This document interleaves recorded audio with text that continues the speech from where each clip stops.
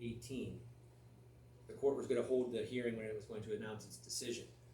The court recognized that there was a conflict of interest and recognized that twice before Paul Gaines had recused his office because of this conflict. That conflict still existed. The defendant's relative still was the second in command of Paul Gaines' office. Despite that, Paul Gaines did not ask for the independent prosecutor, as I said. The court inquired of it, and the assistant prosecutor on the record said that he was given the authority by Paul Gaines to handle this matter. It was at that hearing the assistant prosecutor apparently changed the position from earlier and then said that he had spoken to the victim and he doesn't want anything to do with the case, he just wants it to be over. Despite the fact that 2 short months before that, he adamantly opposed the withdrawal of the guilty plea. The court, within its discretion, did permit the defendant to withdraw his guilty plea, putting the felonious assault count, the felony of the second degree, back into place.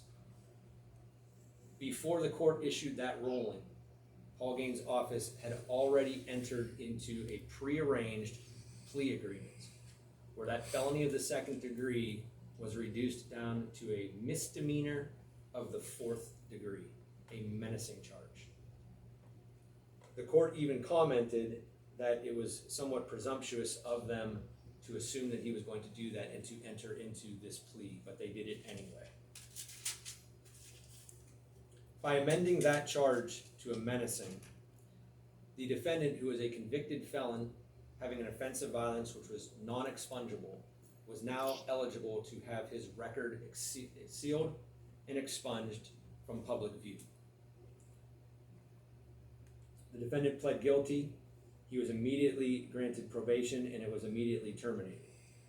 Therefore, despite Paul Gaines recognizing and acknowledging that his office cannot and should not be handling this case on 2 prior occasions, a case in which the defendant was convicted of a felony offense of violence, permitted his office to now arrange to have this matter changed and altered to such an extent that this defendant, who is a relative of Paul Gaines' second in command, is now a misdemeanor defendant and is eligible to have his record expunged.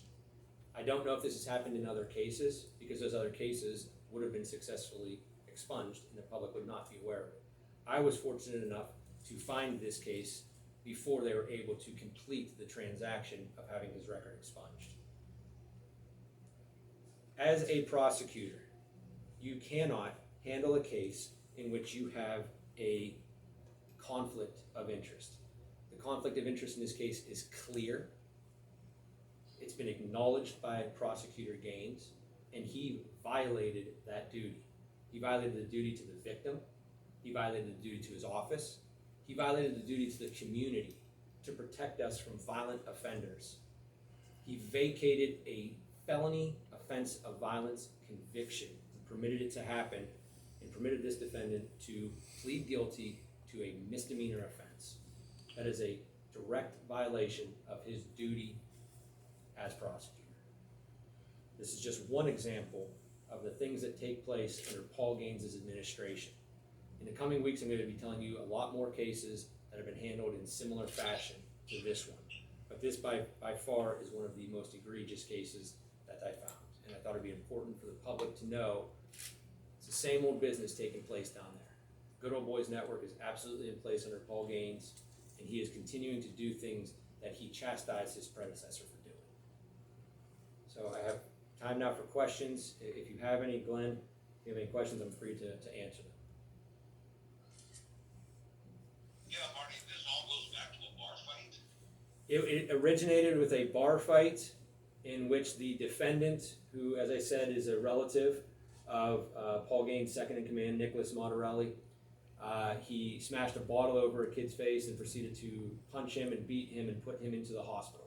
The victim was hospitalized, suffering serious physical harm. This is not a misdemeanor offense by any stretch of the imagination. This is felonious behavior.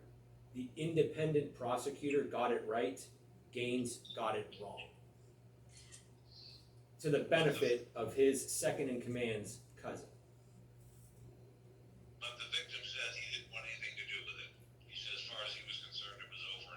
The victim opposed the withdrawal of the guilty plea and expressed that it has been so long, he is fed up with the system, and he just wants this case to be over with.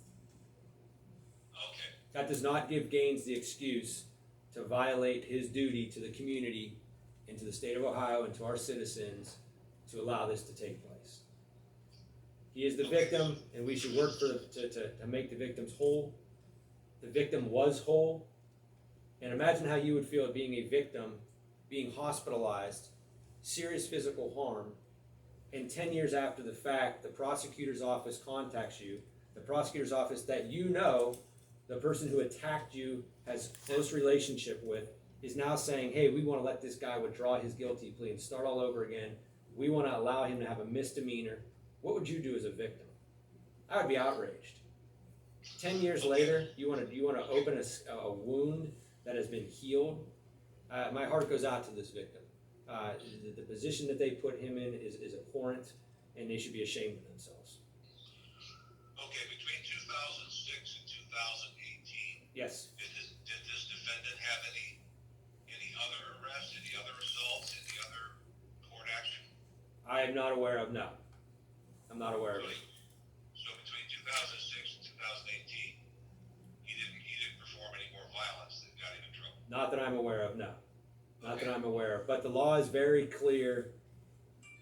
It doesn't matter when you commit a felony offense of violence. A felony offense of violence is not expungible. Paul Gaines, by doing this, circumvented the law. He took matters into his own hands. He violated his duty not only as a prosecutor, but as a lawyer to follow the law. The law does not permit you to expunge this, and he circumvented the law. He circumvented the law. He circumvented his duty when he declared twice to the court that he is conflicted out of handling this case.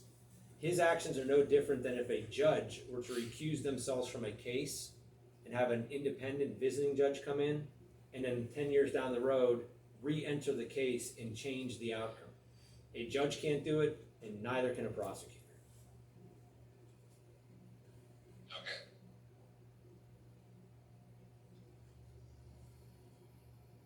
This is stuff that should not be happening like it does in Mahoney County at the hands of Paul Gaines.